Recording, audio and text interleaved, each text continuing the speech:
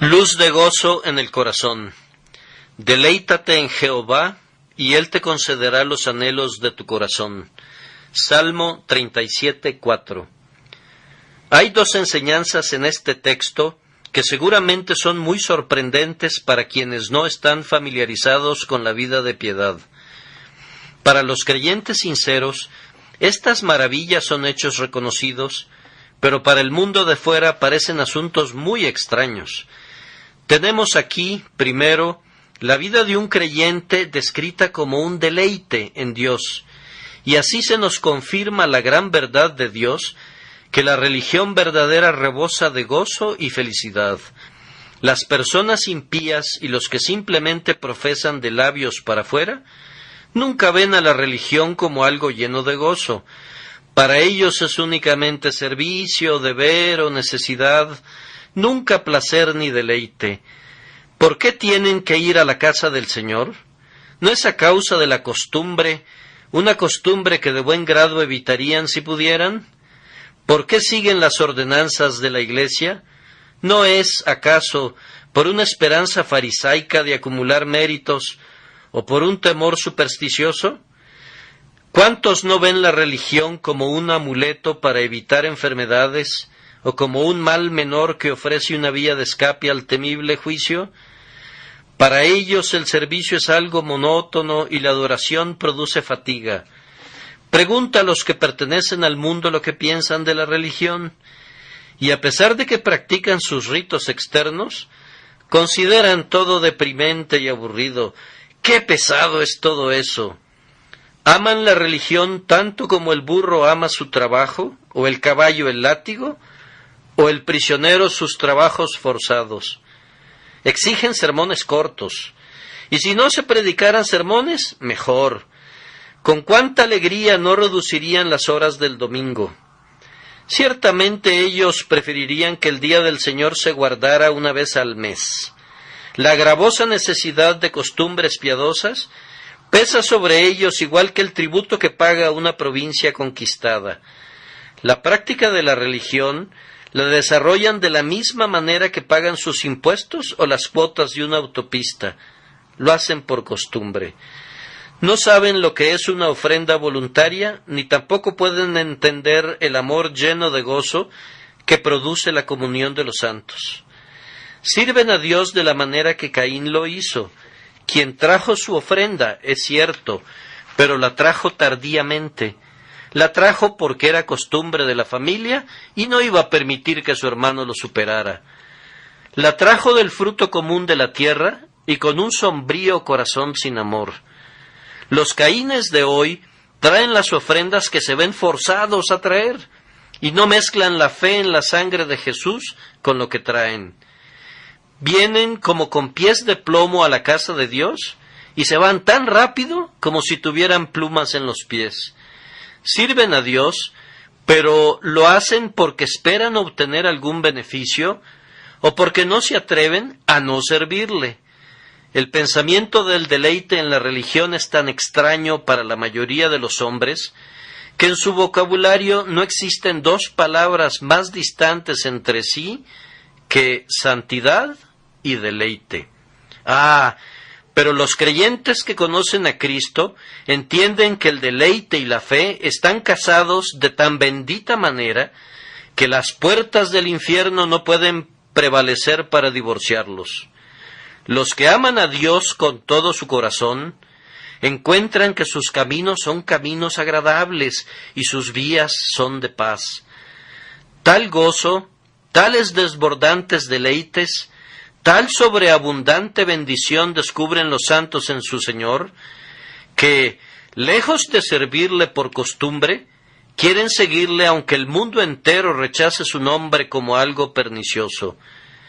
El temor de Dios no es compulsión, nuestra fe no es una cadena, nuestra profesión no es una prisión.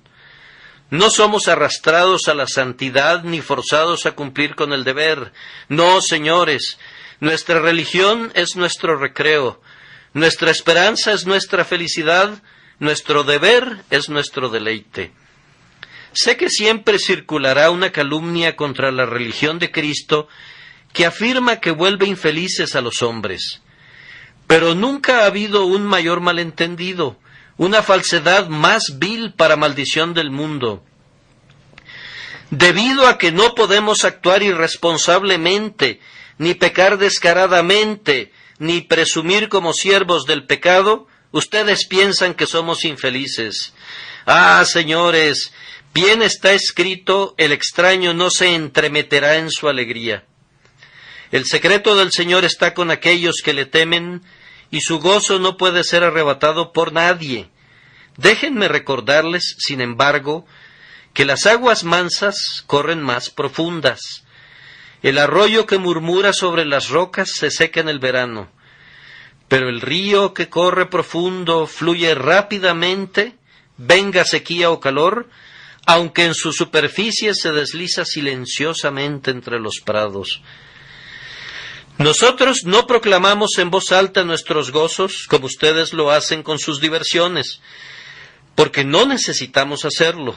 Nuestros gozos se conocen de igual manera en el silencio, como en medio de estimulante compañía. No necesitamos de sus relaciones para alegrarnos, ni muchos menos de las varias distracciones que les dan completa felicidad a ustedes. No necesitamos la copa, ni la fiesta, ni violines, ni danza para alegrarnos, tampoco el toro de engorde, ni la bodega repleta de vinos para sentirnos ricos. Nuestra felicidad no está en las criaturas pasajeras, sino en el eterno e inmutable Creador. Sé que a pesar de todo lo que digamos, esta calumnia va a sobrevivir generación tras generación, que el pueblo de Dios es un pueblo desdichado. Pero al menos permitan que tranquilicemos nuestras conciencias por la preocupación que sentimos por ustedes y que ustedes queden sin excusa si no nos creen. Ciertamente tenemos gozo, ciertamente nos deleitamos y no intercambiaríamos ni una onza de nuestros deleites por toneladas de los de ustedes. No cambiaríamos algunas gotas de nuestro gozo por todos los ríos de sus deleites.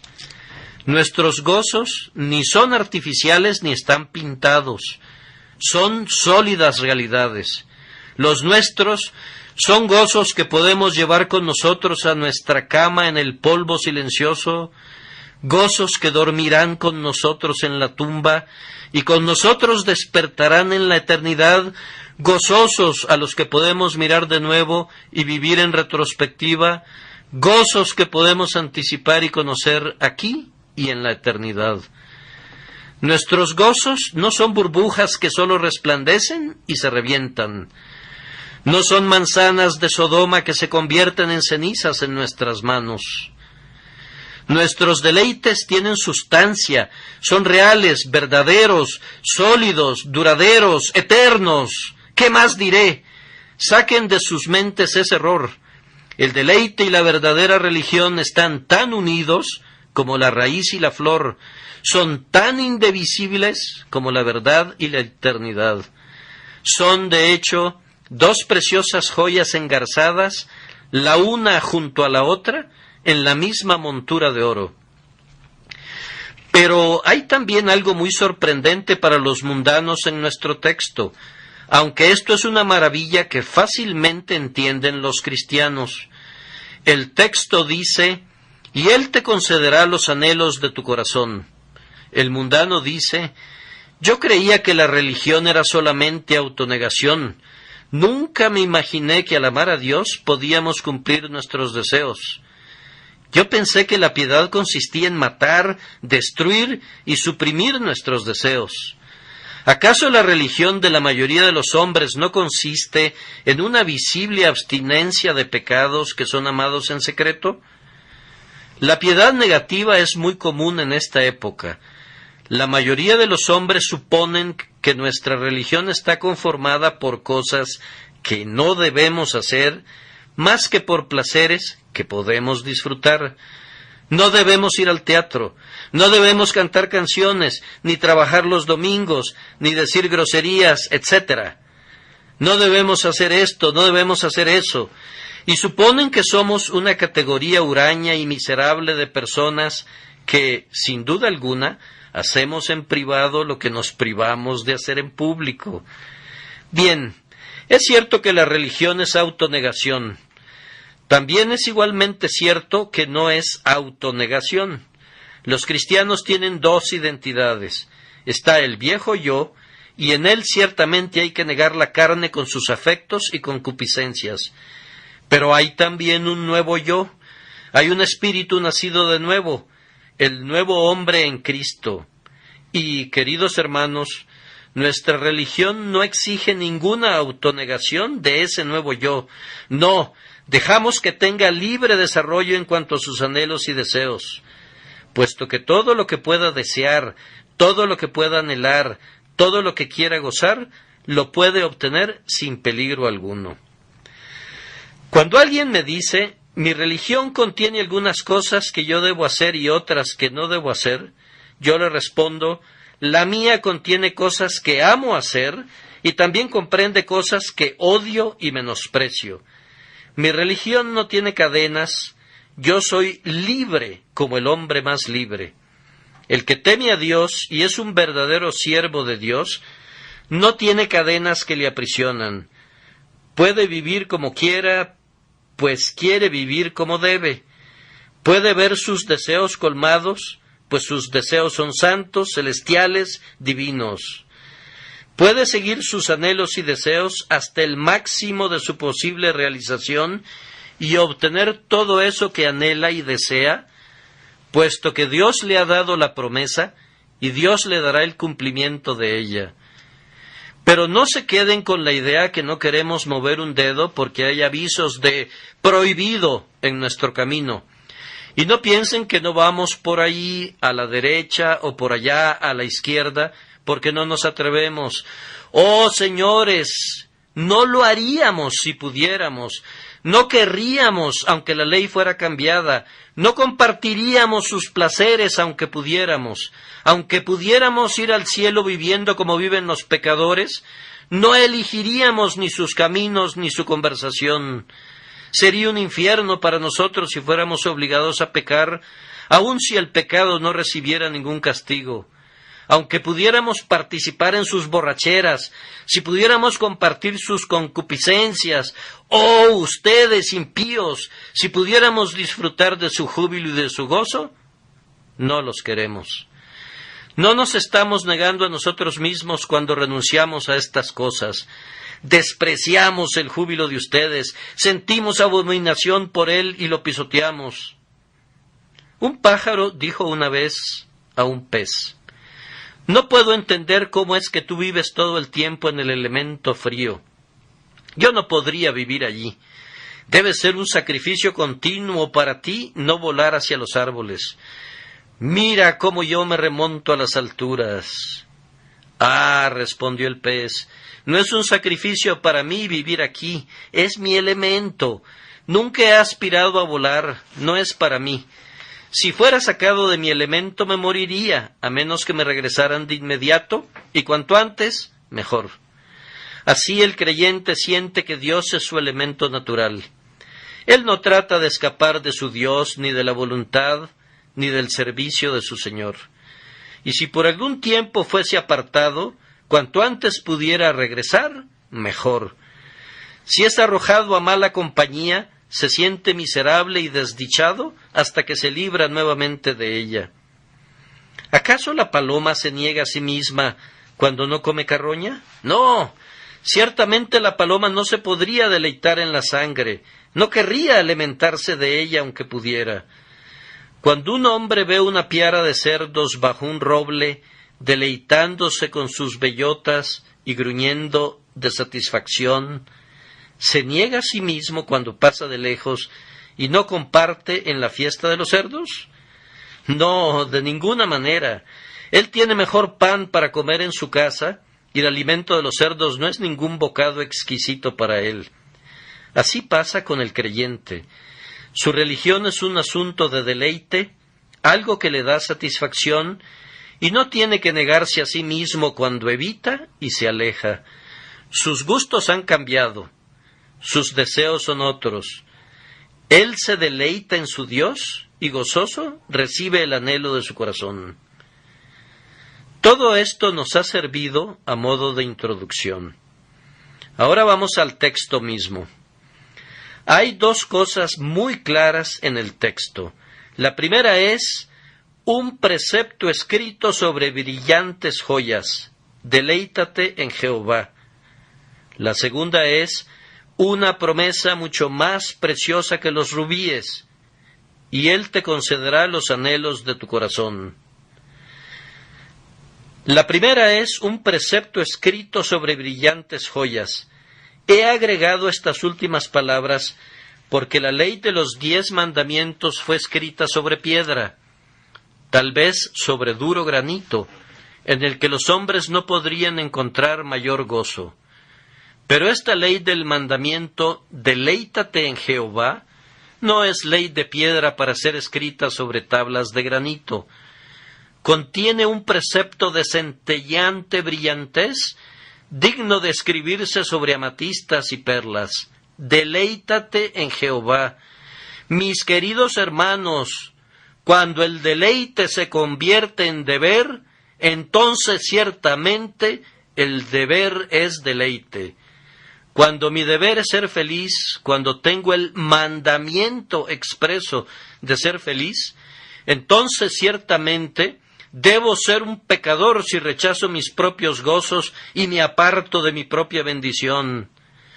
¡Oh, qué Dios tenemos que hace que nuestro deber sea ser felices! ¡Qué Dios tan bondadoso que valora como la obediencia más digna de su aceptación la obediencia alegre dada con un corazón lleno de gozo! Deleítate en Jehová. Ahora, en primer lugar, ¿qué es este deleite? He estado meditando en la palabra deleite y no puedo explicarla.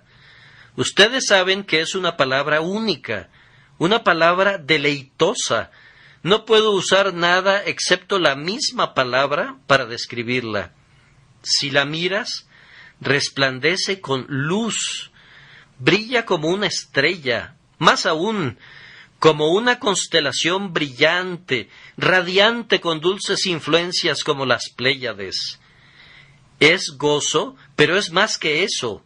Es gozo sobreabundante. Es descanso, pero es un descanso tal que permite la máxima actividad de cada pasión del alma. Deleite.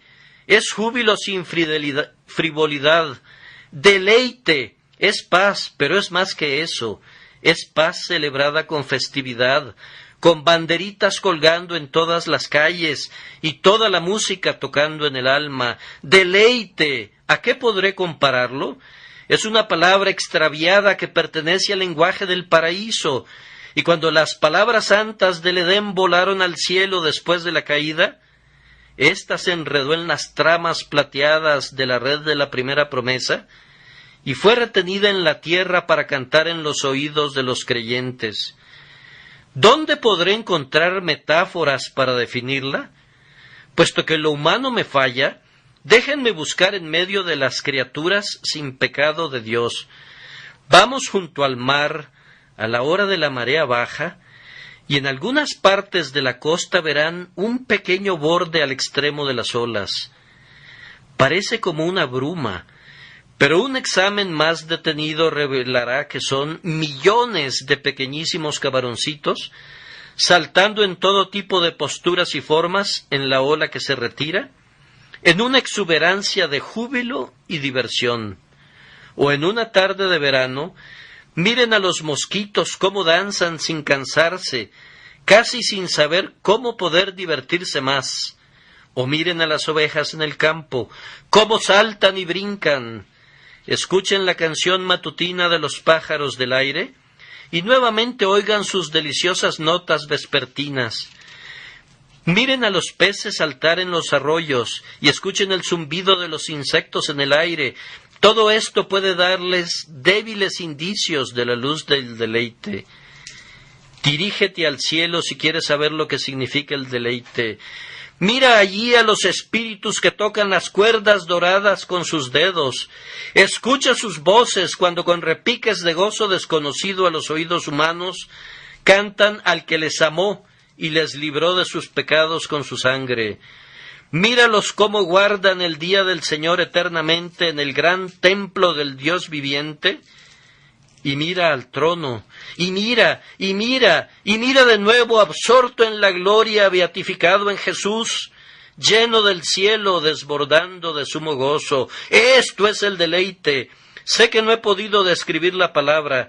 Tienen que tomar esa palabra y deletrearla letra por letra, y luego deben pedir al Señor que ponga sus corazones en un dulce marco mental conformado por los siguientes ingredientes: un perfecto descanso de todo cuidado terrenal, una perfecta entrega de ustedes mismos en las manos de Dios, una intensa confianza en su amor por ustedes, un amor divino hacia Él, de tal manera que estén dispuestos a hacer cualquier cosa o a hacer cualquier cosa por Él. Después debe agregarse a todo esto un gozo en Él.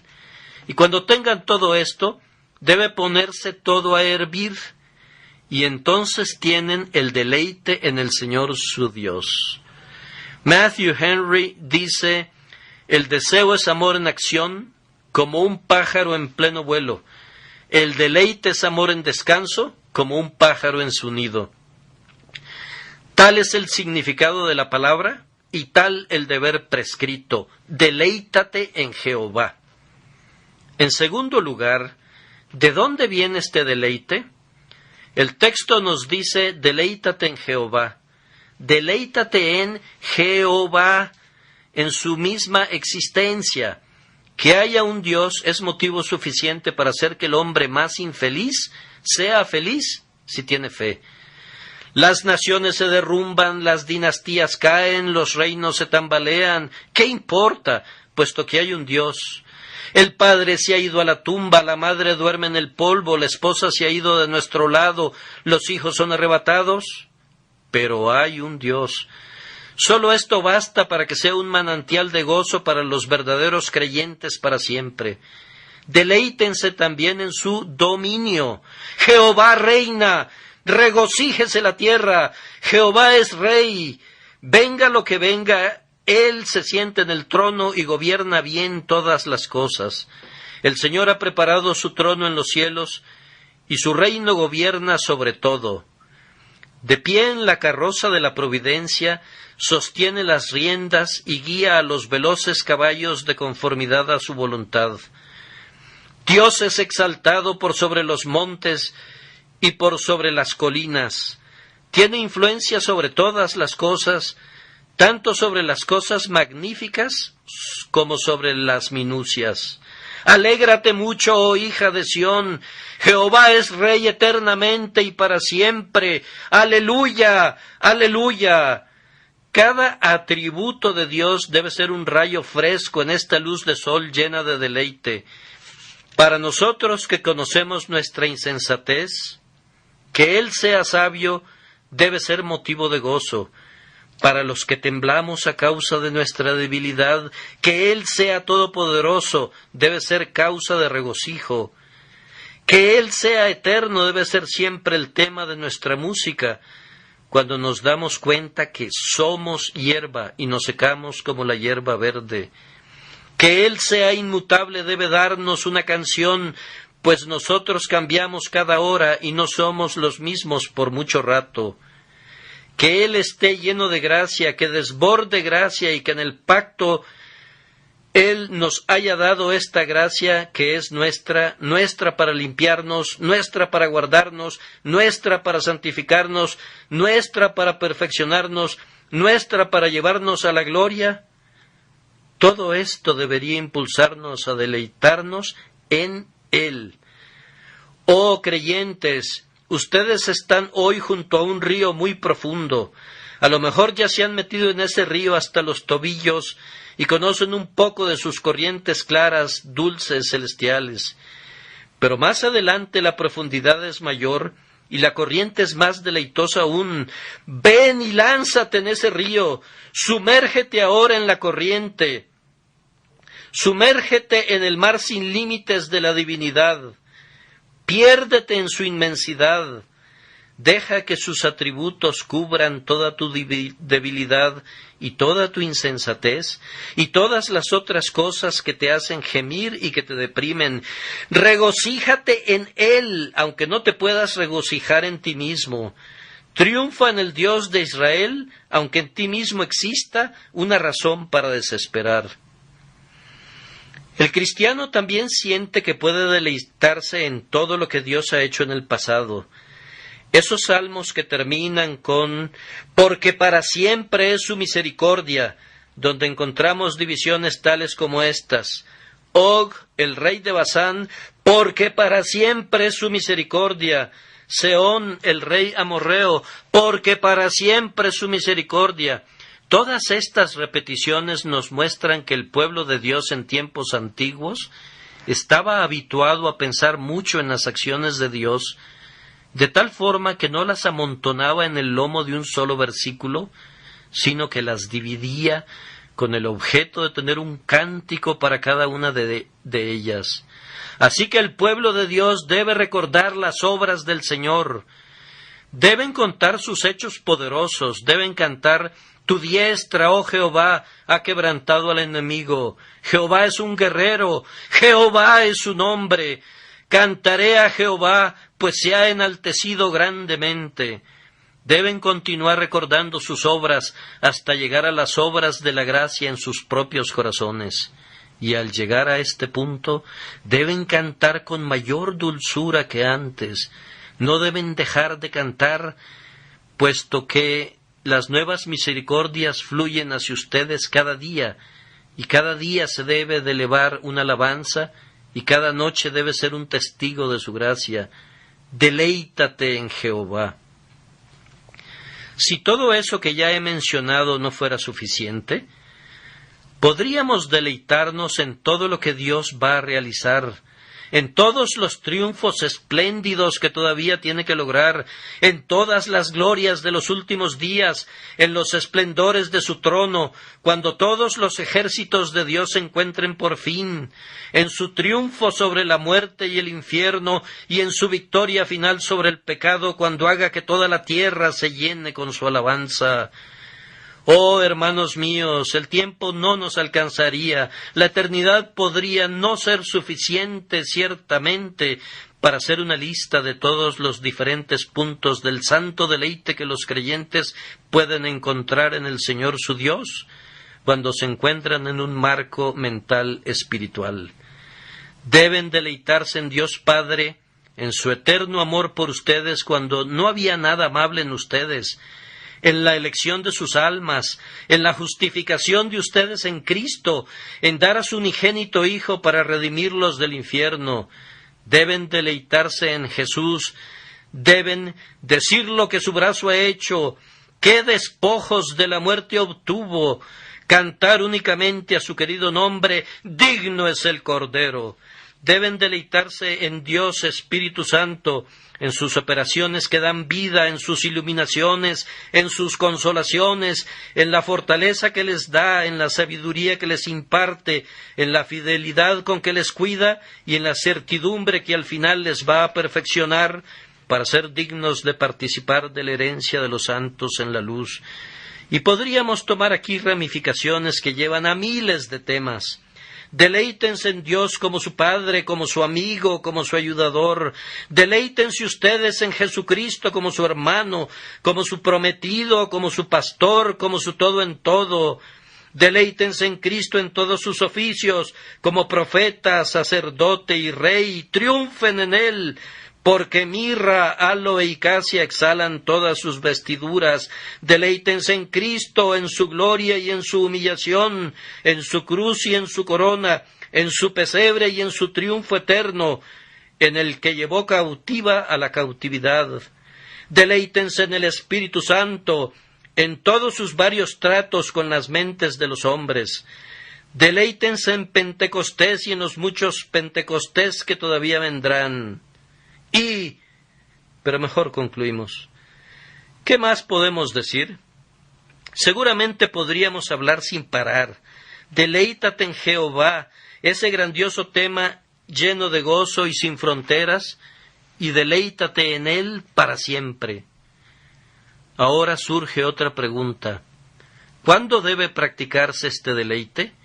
Deleítate en Jehová. Los preceptos que no tienen límite de tiempo son para observancia perpetua. Mi texto no dice deleítate en Jehová ocasionalmente o a veces, sino siempre. Hay dos ocasiones en las que es difícil deleitarse en Dios y por lo tanto voy a mencionarlas. Es difícil deleitarse en Dios cuando todo nos sale bien. Oh, te oigo decir, no puedo entender eso. Ese es el tiempo cuando más me deleito en Dios. Hermano, me temo que ese es el tiempo en que menos te deleitas en Dios. Bueno, pero cuando estoy rodeado de comodidades, cuando la providencia me sonríe, entonces me puedo deleitar en Dios. ¡Alto ahí! ¿Estás seguro de eso? ¿No es posible que a menudo estás deleitándote en sus misericordias más que en Él, deleitándote en la criatura más que en el Creador? Me temo, hermanos míos, que los tiempos de mayor tentación son los días en que el sol brilla para nosotros. Muy bien podemos orar en todo tiempo de riqueza, líbranos, Señor. Nos parecemos un poco a la esposa insensata que, cuando recibe de su esposo joyas y anillos, se inclina a amar las joyas más que a su esposo. Hemos conocido a muchos creyentes que han recibido gracias y misericordias y han tenido grandes privilegios y han venido a gloriarse más en las misericordias y en los privilegios que en su Dios. Cuando la bodega de vino se encuentra repleta, es difícil amar a Dios más que a los viñedos. Cuando se tiene una cosecha abundante, es más difícil pensar en Dios que en las gavillas. Cuando te vas volviendo más rico, es difícil decir aún, este no es mi tesoro. Los tesoros de la tierra ensucian nuestros vestidos, a menos que cuidemos nuestros corazones. Nuestra alma se pega al polvo y el polvo no es propicio para la devoción. Oh, presta atención, creyente rico, y deleítate en Dios, no en tus ranchos, ni en tus terrenos, en tus jardines, ni en tus casas, tus departamentos, ni tus bienes raíces. Pues si te deleitas en estas cosas, tu oro y tu plata se corrompen, y la polilla destruye tus vestidos, y la plaga pronto vendrá sobre tu herencia. Di, estas cosas no son mi porción. Jehová es mi porción, ha dicho mi alma. Otra circunstancia en la que es difícil deleitarse en Dios, no tan difícil como en la primera, es cuando todo nos sale mal. Entonces podemos tener la tendencia a decir con el viejo Jacob, contra mí son todas estas cosas. Cuán noble oportunidad Job dejó escapar cuando vino siervo tras siervo a decirle que todo se había perdido, cuando estaba sentado en medio de las cenizas y tomaba un pedazo de tiesto para rascarse con él. Si se hubiera puesto de pie y hubiera dicho, ciertamente me has alegrado, oh Jehová, con tus hechos, grito de gozo por las palabras de tus manos, qué triunfo de fe hubiera conseguido. Si hubiera podido ser ese tipo de hombre de fe para con Dios, Job habría sido el carácter más espléndido que tendríamos en todas las santas escrituras. En realidad fue muy lejos cuando dijo, he aquí, aunque él me mate, en él he de esperar.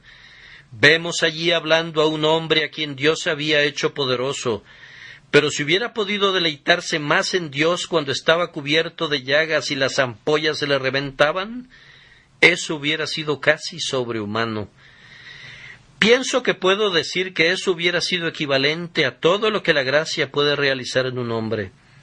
Sin embargo, cuán a menudo he observado que los creyentes se gozan en Dios más prontamente en medio de las aflicciones que cuando gozan de prosperidad. He visto al hisopo crecer en el Líbano y he visto al cedro crecer sobre la pared. He visto a grandes santos donde había poca misericordia, y he visto a santos desperdiciados allí donde había grandes bendiciones providenciales. Los pájaros de Dios cantan mejor en jaulas, y la alabanza a Dios suena mejor en la boca del horno de la aflicción que en la cima del monte de la comunión.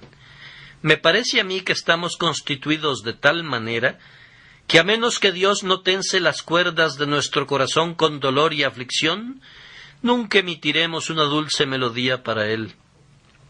Es difícil, es muy difícil que un hombre diga, cuando todo sostén terrenal ya ha cedido, que aunque la higuera no florezca ni en las vides haya fruto, aunque falle el producto del olivo y los campos no produzcan alimento, aunque se acaben las ovejas del redil y no haya vacas en los establos, con todo eso que diga, yo me alegraré en Jehová y me gozaré en el Dios de mi salvación.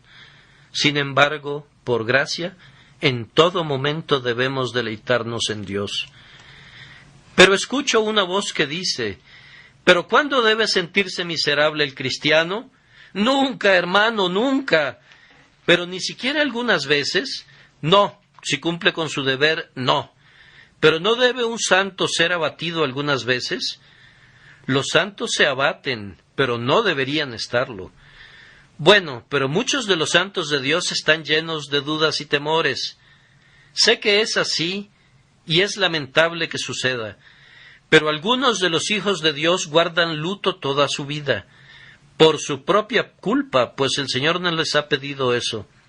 Las Escrituras nos enseñan, regocijaos en el Señor siempre, dice el apóstol. Otra vez os lo digo, regocijaos. Pero ¿acaso no hay momentos en los que nos podemos entregar a nuestra vena melancólica y cultivar la tristeza? Bueno, si lo haces así, verás que pronto crece. Dios a menudo trata a sus hijos como sé que algunos padres lo hacen con sus hijos. Si sus hijos oran pidiendo aflicciones, las tendrán hasta que comiencen a pedir con 10 veces más ganas que los libre de ellas. Si el pueblo de Dios no clama por nada, pronto tendrán algo por lo cual clamar. Si quieren agregar miseria a su vida, pronto verán muchas miserias sumadas a las suyas.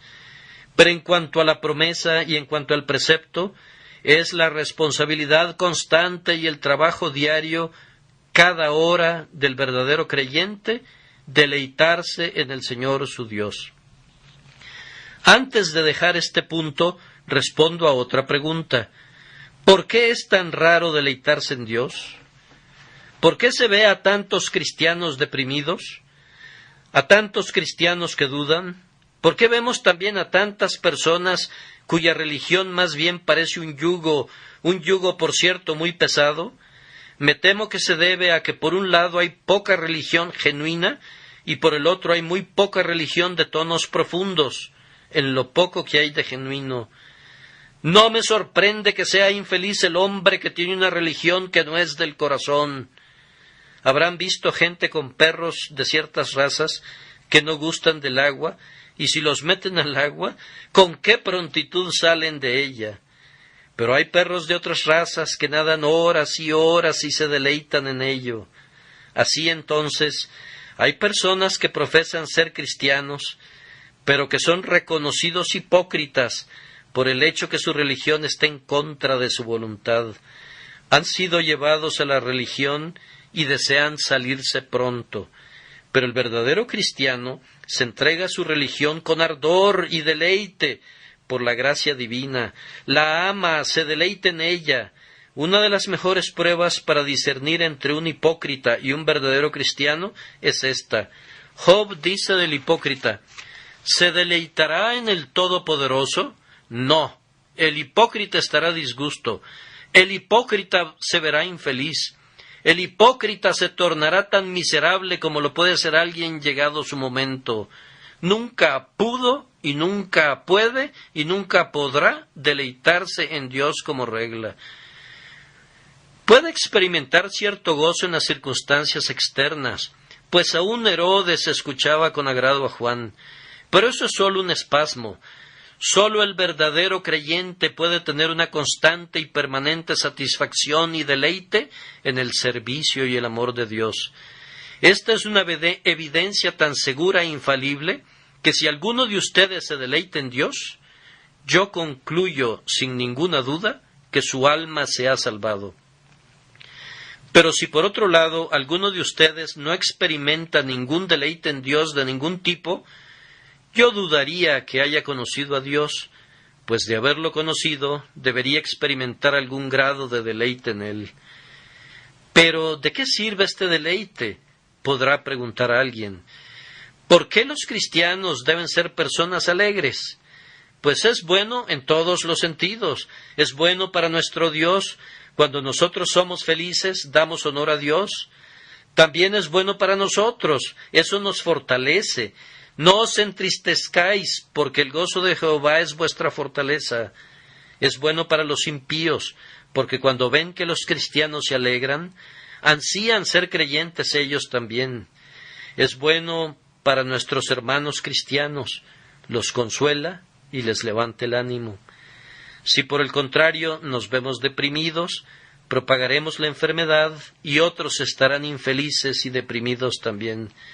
Por todas estas razones y por muchas más que podrían argumentarse, es una cosa buena y placentera que un creyente se deleite en Dios. Ahora voy a referirme al segundo punto del tema brevemente. Y Él te concederá los anhelos de tu corazón. Aquí tenemos una promesa más preciosa que los rubíes. ¿Qué conexión hay entre la primera parte del texto y la segunda? Deleítate en Jehová, y Él te concederá los anhelos de tu corazón. Hay esta conexión.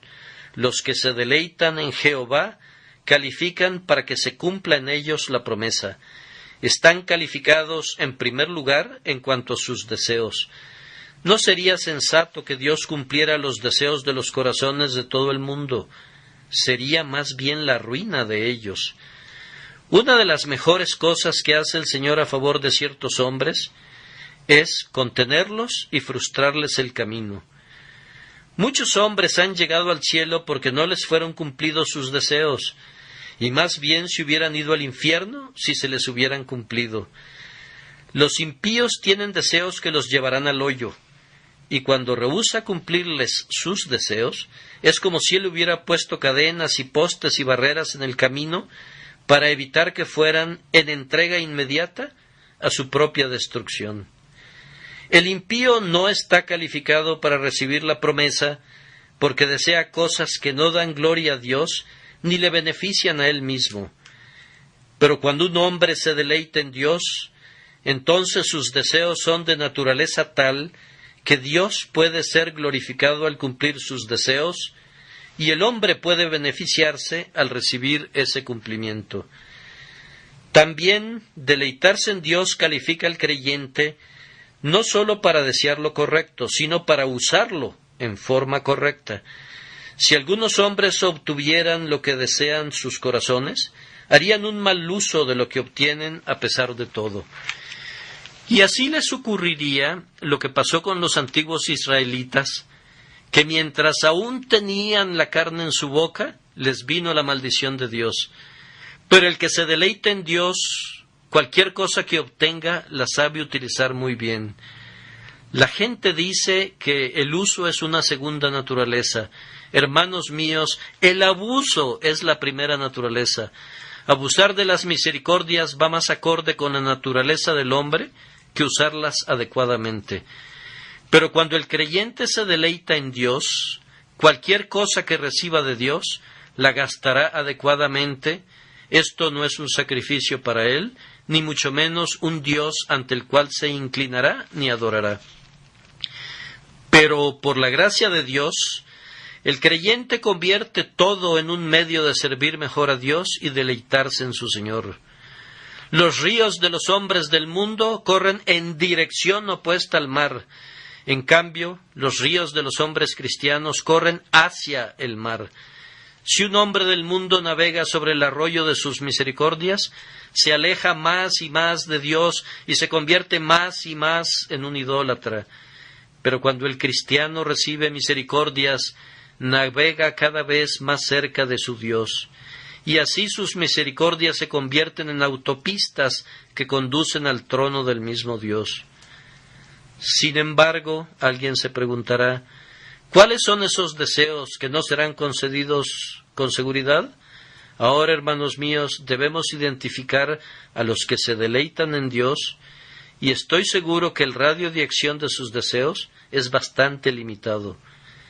Si tuviera el deseo de mi Dios hoy, no es mucho decir que no hay cosa terrenal que yo pudiera desear, ya que todo lo he recibido y tengo abundancia. Si el apóstol Pablo se encontrara aquí, quien no poseía nada y a menudo se encontraba sin ropa y pobre y miserable, estoy persuadido que si hubiera cumplido su deseo diría: no hay nada que deseo, absolutamente nada sobre la tierra, pues he aprendido a contentarme con lo que tengo. Pero si debo tener algún deseo, mis hermanos, sé lo que desearía.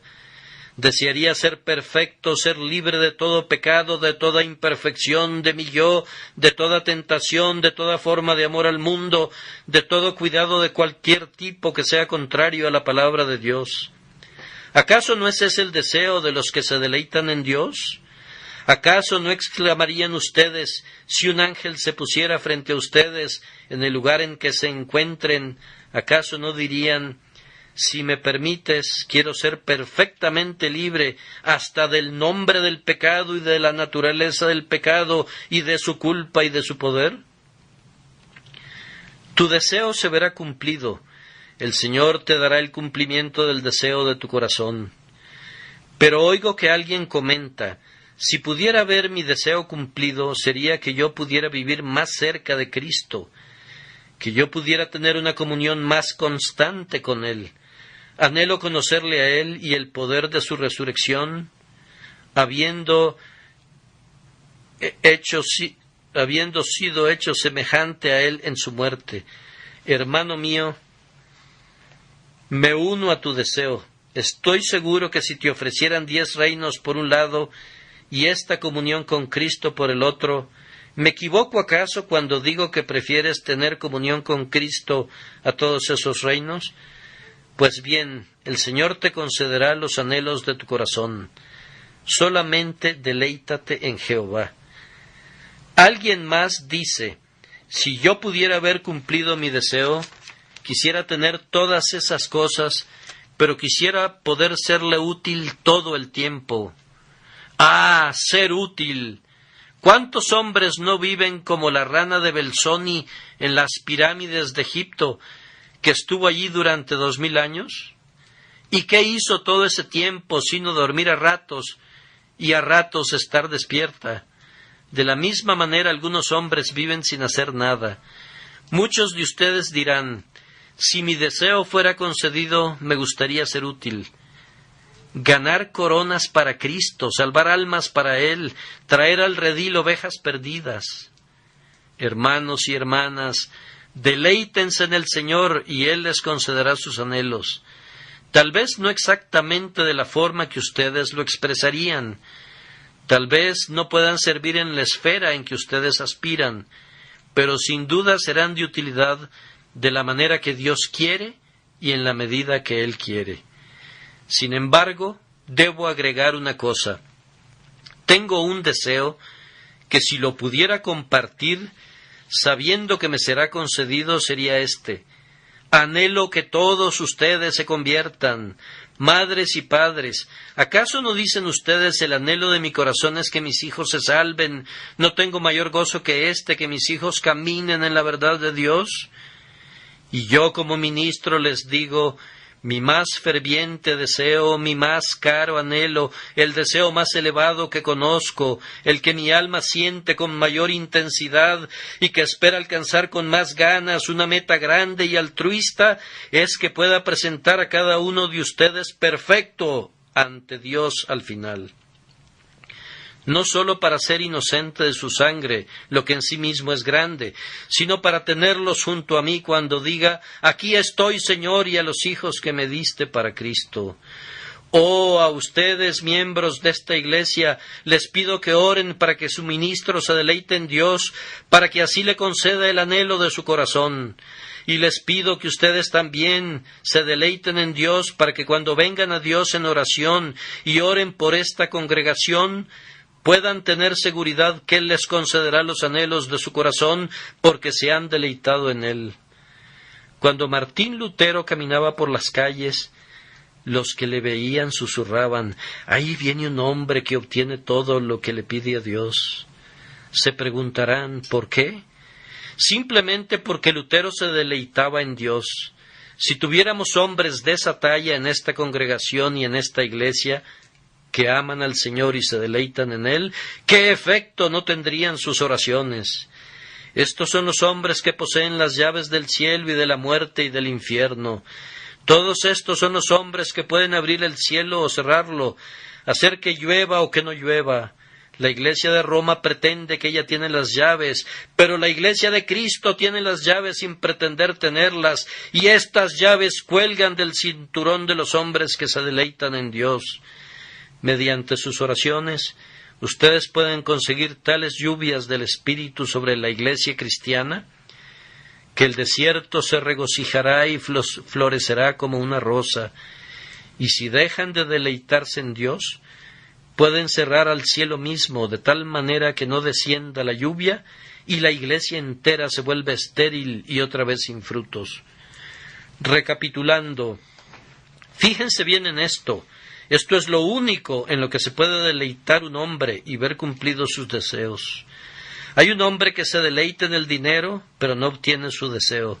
Obtiene su dinero, pero nunca alcanza la satisfacción que esperaba. Hace unos pocos días leíamos en el periódico acerca de alguien que tenía un éxito notable en su profesión, pero que recientemente había intentado suicidarse bajo la preocupación que iba a perder todo a causa de la guerra en Estados Unidos. Recordamos también en esta gran ciudad, Londres, a uno de los más grandes comerciantes que cuando murió tenía una fortuna mayor a 3 millones de libras esterlinas. En esa cantidad fueron valuadas sus propiedades. Quien en la última etapa de su vida se había acostumbrado a recibir el mismo salario que su jardinero y estaba convencido que debía de morir en un asilo. Había recibido todo lo que un hombre puede desear y dinero en abundancia, pero no vio cumplido el deseo de su corazón. Se había deleitado en su oro, pero no recibió el deseo de su corazón. Así hemos conocido a hombres que se han deleitado en la fama, y cuando lo han tenido, habrían hecho cualquier cosa para liberarse de ella. Han sido grandes estadistas o valerosos guerreros, y han alcanzado gran renombre, pero habiendo obtenido toda la fama y llegado a su pináculo, no encontraron lo que ellos esperaban y han dicho: hubiera preferido vivir en la oscuridad, porque tal vez así hubiera encontrado alguna satisfacción. Y miren a muchos entre ustedes mismos. Cuando eran aprendices, el deseo de su corazón era llegar a ser maestros en su profesión. Pues bien, cuando llegaron a dominar su profesión, ¿qué pasó? Querían especializarse y luego poder independizarse. Bueno, lo hicieron y prosperaron. ¿Han visto cumplido el deseo de su corazón? Oh, no, ese se ha adelantado un poco más. Ahora esperan hasta poder educar a su gran familia, y después, cuando sus hijos se hayan independizado, buscarán una residencia en los suburbios donde se puedan retirar y pasar cómodamente el resto de sus días. Y algunos de ustedes poseen su casa de campo y han concluido sus actividades productivas. ¿Se les ha concedido el anhelo de su corazón? Bien, pues no es así. Hay algo todavía que desean. Ah, sí, obtener el deseo del corazón de un hombre es como perseguir a un fantasma. Está aquí y allí y en todas partes. En un momento está sobre una colina y al ratito está allá abajo en el valle. Salta sobre él, pero ahora ya está sobre la siguiente colina allá y en la que sigue, y tu búsqueda es inútil. En este mundo la satisfacción es como el diamante que el necio ve colocado al pie del arco iris. Corre para tomarlo, pero conforme avanza el arco iris se aleja para mantener siempre la misma distancia y nunca puede encontrar lo que esperaba. Si quieres tener el deseo de tu corazón, deleítate en tu Dios, dale tu amor, dale tu corazón, lánzate a lo profundo del arroyo y tendrás todo lo que pudieras desear. El deseo de tu corazón en todo su alcance te será concedido. ¿Hay alguien entre mis oyentes que no se puede deleitar en Dios? No puede, ¿No puedes? Tú dices, ¿cómo me puedo deleitar en Dios? Él está enojado conmigo. Tienes razón, no puedes. ¿Cómo puede deleitarse en Dios aquel cuyos pecados no han sido perdonados, sobre quien permanece en todo momento la ira de Dios? ¿Puede un hombre deleitarse ante un león rugiente o ante una osa en el campo a la que le han quitado sus crías? ¿Puede un hombre deleitarse en un fuego que consume? ¿Puede un hombre deleitarse ante la espada desnuda que busca traspasar su corazón? Dios es todo eso para ti mientras estés fuera de su gracia.